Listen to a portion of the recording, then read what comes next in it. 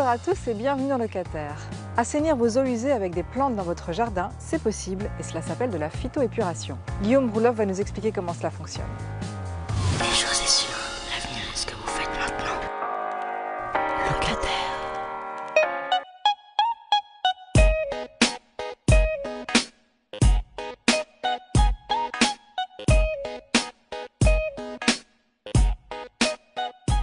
Donc dans la mesure où nous avions acheté justement ce terrain sur cette ravine, nous voulions préserver l'environnement.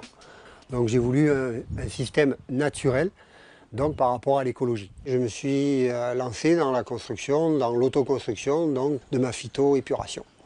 C'est un système d'assainissement écologique qui permet de traiter toutes les eaux de la maison sans fosse septique au travers de 2 massifs plantés intégrés dans le paysage et qui utilisent des plantes pour traiter les eaux.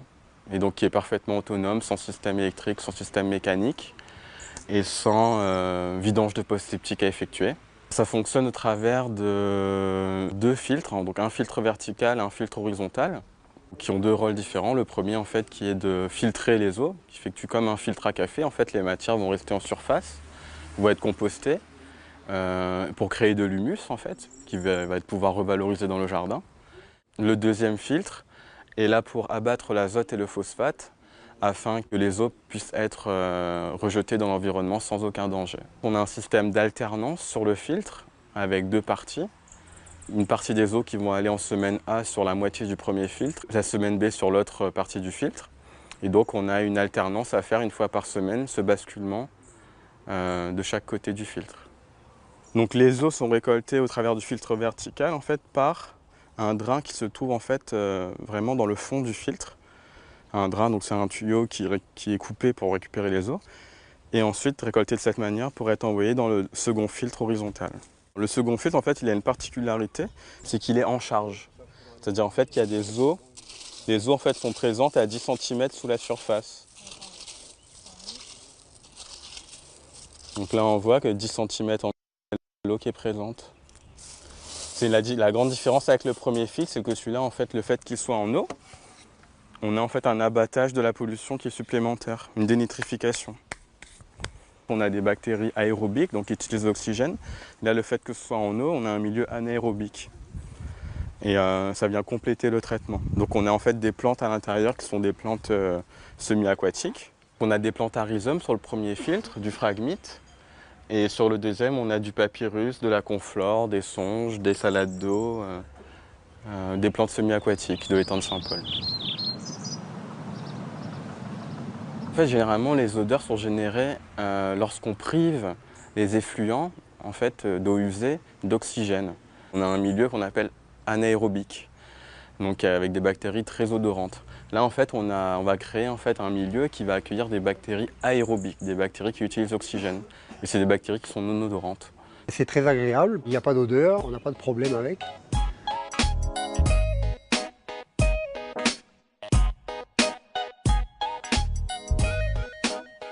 C'est un système qui est très adapté à La Réunion parce qu'on a beaucoup de terrain en pente à La Réunion. Donc ça nous permet de travailler de manière complètement gravitaire jusqu'à la zone d'assainissement. Et plus on a de la plante, plus on a de la chute. Et plus la répartition des effluents sur le filtre va être efficace. Donc c'est un système qu'on va installer en 1 semaine. Donc il est très intéressant parce qu'on a vraiment une suppression de la fosse septique. On est complètement autonome de manière électromécanique et électrique. Et la suppression de la fosse septique fait qu'on n'a pas de vidange de fosse septique à faire. Donc pas de boue à retraiter et à faire retraiter par une station d'épuration. On va reséparer le cycle de l'eau du cycle de la terre, c'est-à-dire les eaux qu'on a utilisées dans la maison sont traitées et réinfiltrées, donc recyclées. Et les matières fécales, etc., donc les parties solides, dans ce qui vient de la terre, va être compostées en surface pour créer de l'humus et recréer du sol qui est ensuite revalorisé dans le jardin. Donc on a une vraie action écologique de séparation des 2 cycles. On essaie toujours de les intégrer avec des talus et des plantes autour. On a le côté phyto qui est planté et on arrive toujours à voir les extérieurs où on essaie de faire un travail d'intégration. L'intégration paysagère, ça signifie que le système d'assainissement va être parfaitement intégré de manière esthétique dans le jardin. Si on a un grand mur derrière, on va essayer de le camoufler. Si on a un talus, on va végétaliser le talus. Si on a un parking, on va essayer d'intégrer la phyto au talus par des plantes. Le but, c'est pas d'avoir un carré de verdure. C'est comme dans un jardin. C'est-à-dire qu'on ne peut pas mettre un arbre en plein milieu, ça ferait une verrue. On essaie de mettre un arbre et des massifs. Là, c'est la même chose. On intègre la phytoépuration. Le matin, lorsqu'on ouvre les volets déjà, comme je vous disais, on se retrouve avec des plantes en face de nous. On a une plus-value en fait esthétique qu'on apporte à la maison. Si vous avez un terrain d'au moins 100 mètres carrés et que vous êtes intéressé par ce système écologique de filtration des eaux usées, appelez le numéro ci-dessous pour programmer une étude de sol. Merci de nous avoir suivis et à très bientôt.